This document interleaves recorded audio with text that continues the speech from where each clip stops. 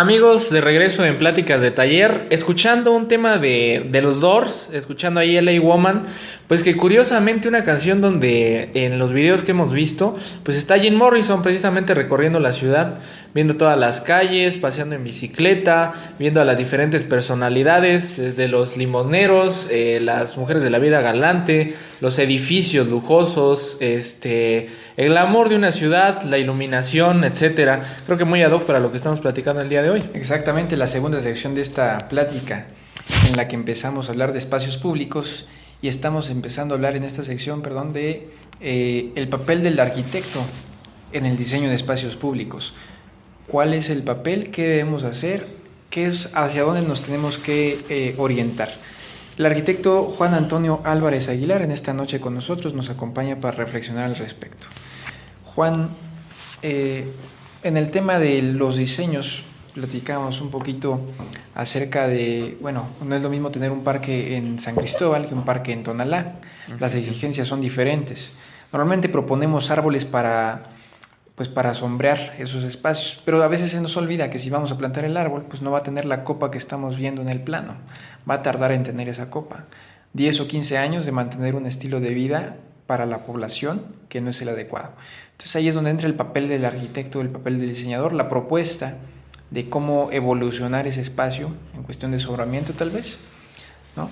Y pues en general el tema del diseñador de los espacios, de los microespacios, por decirlo de alguna manera, en las ciudades, que debe tomar más importancia según lo que estamos platicando.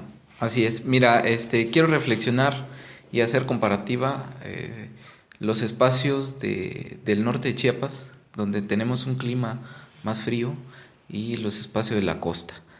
Es muy bonito mencionar este tipo de ejemplos porque hago referencia a San Cristóbal de las Casas, donde llegamos a las 7, 8 de la mañana, tenemos un sol donde a nosotros principalmente nos va a calentar por el clima que se encuentra en lo que es la ciudad, ¿sí? Y principalmente ese es el objetivo en esa ciudad, tener ese espacio acogedor, abierto a lo que es la iluminación, a lo que es la temperatura del sol que a nosotros nos va a dar la bienvenida al día. En referencia a lo que es la costa, en la costa nosotros preveemos que el sol nos irradie demasiado y necesitamos sombrear el espacio para tener un lugar agradable donde descansar. Tengamos en cuenta que el papel como arquitecto debe ser tener la convivencia en el espacio, dialogar, que siempre ha sido en el espacio. A veces la convivencia familiar se desarrolla en estos espacios, y si hemos visto dentro de mi criterio, nosotros hemos observado que no es así. Hemos desarrollado espacios, o se han desarrollado espacios, en su momento se han proyectado espacios donde no provocan esa necesidad, o no solventan esa necesidad, y encontramos espacios olvidados, espacios desiertos, y dentro de su uso encontramos la noche por la frescura, por provocar mayor convivencia, pero ahí atacamos otra cosa, que es la iluminación, la delincuencia. Vemos situaciones desarrollando espacios donde no se deben hacer, desarrollando espacios donde vemos diferentes escasez de servicio. Entonces tenemos que prever esa parte. Como arquitectos, como diseñadores, tenemos que tener ese tacto, tenemos que tener esa visión a futuro sobre esos espacios. Tocas un tema muy importante, el hecho de cómo se concatena hablar de un diseño de espacio público, pero también de un mantenimiento. Hablar de la infraestructura que puede haber. Pongamos un ejemplo, en una urbanización, en una lotificación, digamos que románticamente en el diseño se pensó en dejar algunos centros de manzana verdes.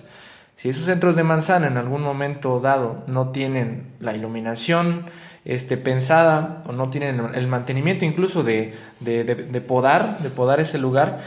Y la idiosincrasia también de la población es que se vuelve un basurero, de empezar a dejar algunos, empezar a contribuir con algunas botellitas, algunas basuras, pues el lugar se vuelve una cuna de todo, de desastre, ¿no? Sí. Se vuelve en un lugar que va al contrario de lo que se había pensado como un espacio público, ¿no? Que va en detrimento de lo que se pensó al inicio. Concatenado con lo que estás comentando ahorita también ubico pues las famosas fuentes, ¿no? En otros países, pues una fuente, había que ubicar el contexto en el que se presenta, ¿no? Fuentes en grandes imperios o en grandes reinados en donde se tenía el suficiente recurso y el suficiente estudio para generarlas, ¿no? Para que estuvieran funcionando, causan tanto impacto a veces en nosotros como mexicanos, que nos queremos poner a la altura y empezamos a poner fuentes en todos lados, ¿no? Y se nos olvida que pues esa agua que estamos utilizando para la belleza de la ciudad, a veces agua que se requiere para la supervivencia en otros lados, precisamente por otras cuestiones que a veces pues escapan ahorita de mi comprensión, pero pues se me hace muy relevante el tema de las fuentes, que pasa lo mismo cuando no tienes mantenimiento o no tienes el agua suficiente o no tienen el mantenimiento necesario para mantenerla funcionando, pues se pueden convertir incluso en estanques o en focos de infección. Claro, ¿no?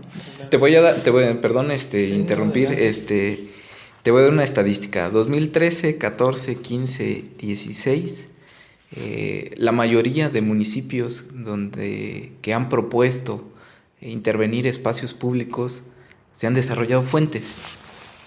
Dentro de las propuestas, la mayoría, por lo vistoso, por el impacto que se da en los espacios, por los diseños o por la dinámica que es una fuente, es muy llamativo.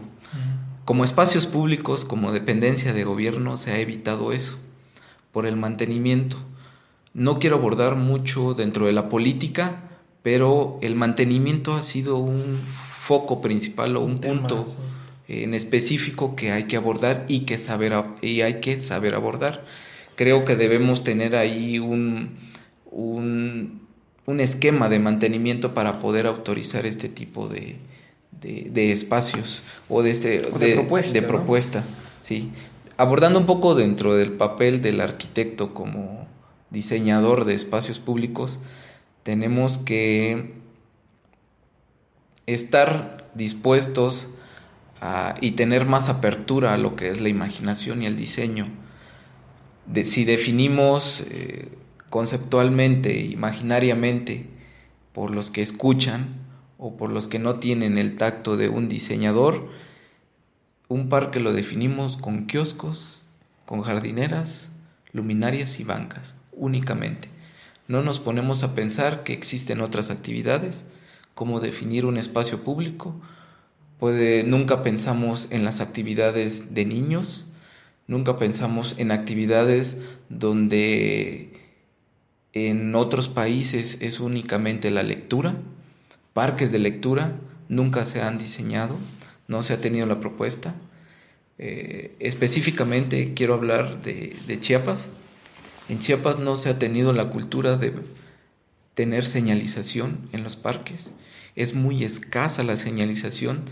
Tenemos nada más la señalización de acceso, pero no sabemos o no comprendemos que debe llevar una señalización preventiva, una señalización informativa, donde nos pueden explicar ese parque, por qué está ahí, a qué se debe ese parque. Todo espacio público, creo, y yo puedo definir que tiene una historia social, cultural o simplemente de hecho histórico, pero así se puede desarrollar un parque. Dentro de eso, es muy importante saber que el diseñador, al momento de estar en esa hoja en blanco, lo primero que hace es un recorrido. ¿Cómo vas a caminar ese espacio? ¿Tienes en mente todo eso? Simplemente lo ve como usuario, pero el diseñador en algún momento no tiene esa deficiencia psicomotriz y no piensa en rampas, no pensamos en ese momento de lluvia donde podemos estancar con concretos, ¿sí? Los pisos, no pensamos en áreas permeables, como en pisos, no Texturas. pensamos en materiales, texturas, simplemente actividades. Si yo no puedo, tengo alusión a la vista o no tengo actividad motriz, hay actividades como los animales que tienen mayor desarrollo en el olfato. Existen también guías, también podemos diseñar esa parte con plantas, Sí. con aromas, ¿sí? Con sonidos. Eso no lo tenemos en cuenta. Creo que esa es la escasez del diseñador, que falta desarrollar, que falta interactuar con esa parte dentro de un espacio público. Y un punto muy importante que tú has también trabajado en eso, lo has tocado, el tema de la participación comunitaria, ¿no? Porque dentro de la pluma y la mano del arquitecto que tiene su propio bagaje o experiencia dentro del ámbito o su no experiencia dentro del ámbito, pues muchas veces resolver las demandas que esa fracción de la población específicamente necesita en el espacio público, pues es un reto un poquito grande, ¿no? Es un poquito grande poder satisfacer todo eso. El tema de la participación comunitaria, muy importante, ¿no? ¿Estarás de acuerdo? Efectivamente, mira, voy a hacer alusión del caso 2016, específicamente en un municipio. Es un municipio de la costa, no quiero mencionar municipios para no ofender, pero se hizo el diseño, se desarrolló el diseño, se desarrolló las estrategias que se iban a tomar. El diseñador, como diseñador, hace el papel, hace sus funciones, pero no toma en cuenta la participación o al usuario. ¿Sí? Encontramos muchísimas modificaciones, se encuentran la no opinión del usuario, y definitivamente tenemos que ser partícipes como arquitectos, como diseñadores, como gobierno. Tenemos que ser partícipe a lo que es la opinión pública o la opinión del diseño. Tenemos que definir el papel de arquitecto y el papel de usuario. Creo que eso no podemos intervenir como usuario y ser diseñadores. Dejemos a cada uno las diferentes instancias, los diferentes programas que hagan su papel, y creo que se llega a un muy buen resultado. Definitivamente mucho que comentar al respecto, ¿no? Así es. Esperamos seguir tocando estos temas en un futuro. Por lo pronto, nos tenemos que despedir de esta sección. Les recordamos ahí nuestros datos de contacto, la página de Facebook Taller H, denle me gusta para que puedan seguir ahí los podcasts. También está la página de Wix, tallerhcomitan.wixsite.com/community. Y pues somos Roberto Montejo y Manuel Bermúdez Álvarez. en esta ocasión el arquitecto Juan Antonio. Muy buenas noches, seguimos en contacto.